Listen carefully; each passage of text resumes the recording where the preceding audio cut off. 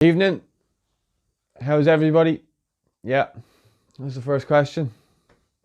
Fairly solid performance all around there today, Paul.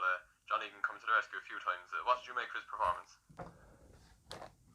Thank you. Yeah, John Egan's performance absolutely sensational. He really kept the English attack out the whole game. They didn't have a sniff. Um, he closed down everything. He was the first to everything. Absolutely top draw performance by John Egan, and he's right up there with the best of all of the central defenders in this competition. And I think he showed it today against against England. Some of the players he was up against today, Harry Kane, Jadon Sancho, all these types of players that other teams would struggle to keep them out. So I thought he played absolutely fantastic. I don't think it was his fault for the goal, so you can't really say anything bad about John Egan in this aspect. I thought he was absolutely fantastic, absolutely superb. Delighted with his performance. James McCarthy linked up well with the front men. There was good attacking play and good free flowing football. Were you happy with how it went? Yeah, James McCarthy was absolutely brilliant. Before the competition, people were asking me, who should be in there. Jack Byrne or James McCarthy or Jason Malumbi, and I said, James McCarthy. I think he's absolutely fantastic, and when he's fit, I think he's the best player for that position. And he showed it, and even getting up into the opposition's half and getting an assist for the goal. I just thought he brings a bit of calmness to our play, and I thought he was absolutely fantastic. Really, really happy with his performance, and really, really happy with how he's settled back in after a period of time without being with the national team. So yeah, really happy with the way he's turned up, mixed with the lads. It's a fairly new squad. So yeah, I'm really happy with the way things are going. Yeah, again, I've touched on it before that he's the Irish Kante. He's everywhere, and he's quality all over the place. His passing, his positioning, his tackling. He's got it all for me. Total package. Yeah, really, really happy with James McCarthy and his performance, and the whole performance of the whole team. Really, really happy with it. Delighted. Thank you. Both strikers, Shane Long and Callum Robinson, got in the score sheet as well. That must really please you and obviously give them a great boost and confidence going ahead for the rest of the tournament. Yeah, Callum and Shane were both excellent. Obviously both getting on the score sheet and doing what we've asked for them. People are saying that they're very underrated and they don't know where the goal is. But I think today they showed exactly what they're capable of and exactly what we want from those guys. I mean, what more can you really ask for them? 2 goals against England, who were supposedly favourites to win this tournament. So yeah, I mean, they caused the English defence problems through, and I've no doubt that they're going to cause more teams in this competition problems. And they both showed why they're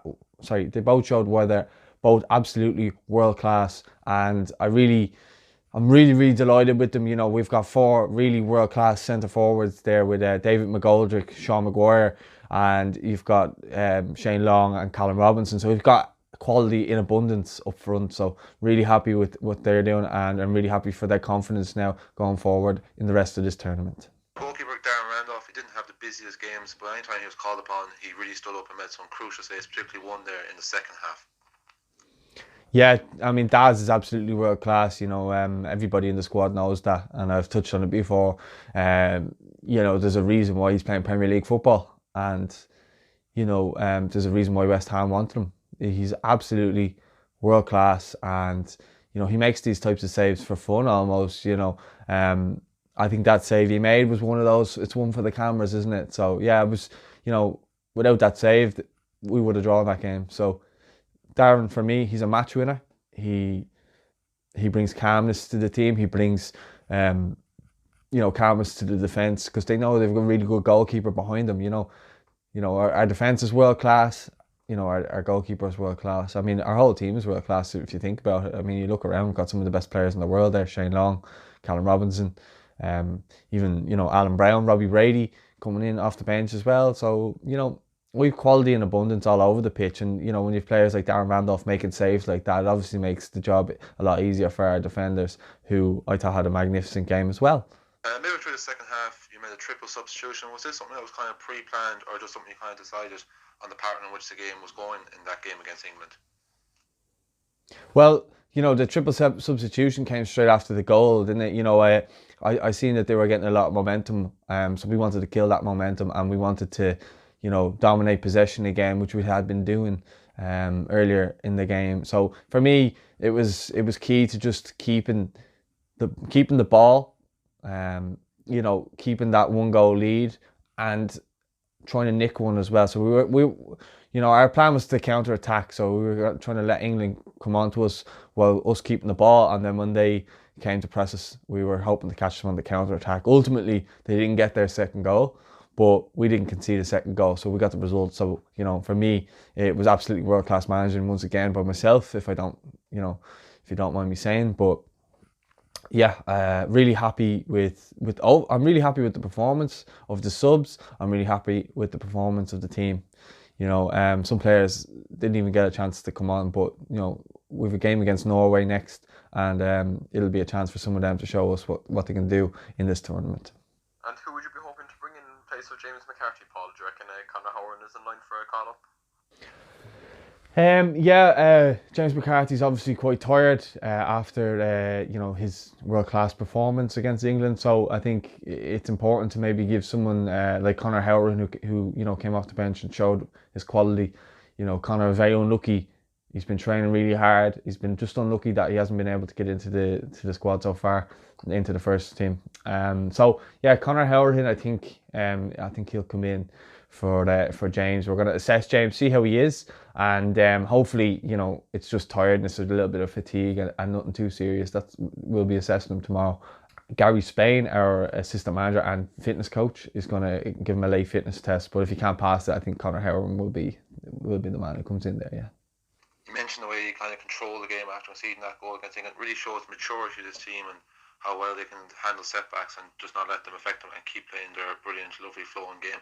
Yeah, look, it's testament to the character of this team. Their mentality is second to none. They are an outstanding bunch, and their togetherness and their mentality combined.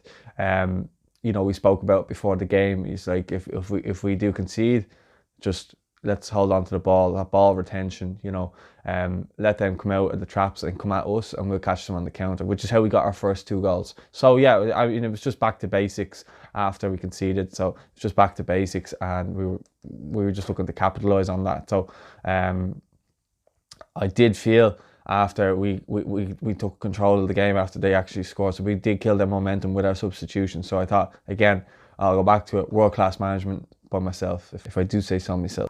Finally, just Paul, for myself, looking ahead now, Norway up next. What research and study have you done of the Norwegians heading into this game? Regards Norway, they won 4-1 against Turkey in their first group game, so they'll be top of the group now. El Yanusi scored for them. Obviously, Ayer scored as well, 2 Celtic boys, and then Josh King at Bournemouth got the goals. For me, Josh King wouldn't lace Shane Long's boots, so not really that worried about what he's going to do. I'm more concerned about Haaland, what he's doing. But again, he's just a poor man's Callum Robinson at the end of the day. So not really that fazed by what the Norwegians bring. I think it was a poor Turkey side they were facing, and I'm looking forward to the task ahead. You spoke about their research. I don't think they have a great team.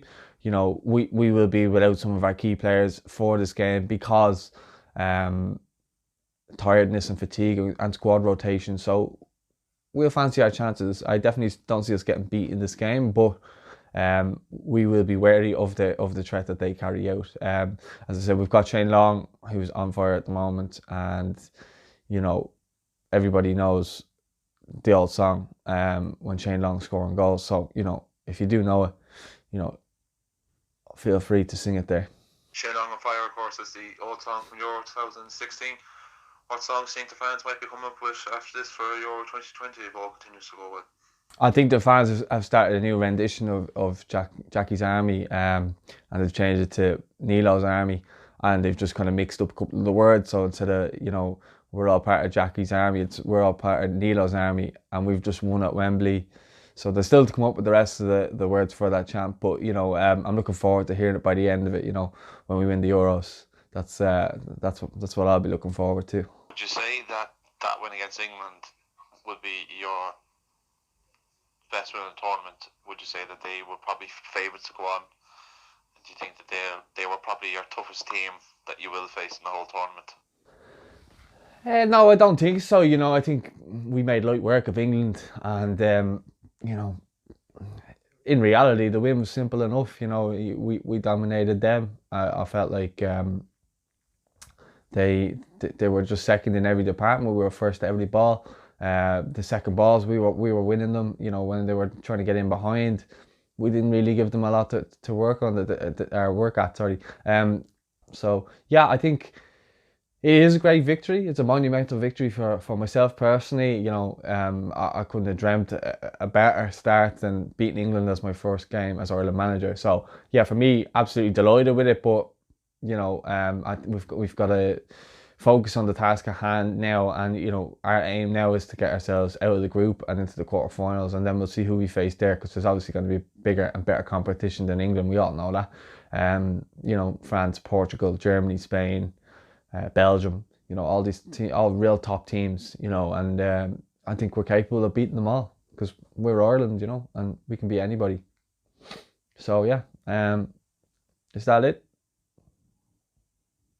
You happy? All right. Thanks, guys. All the best. All the best. Yeah.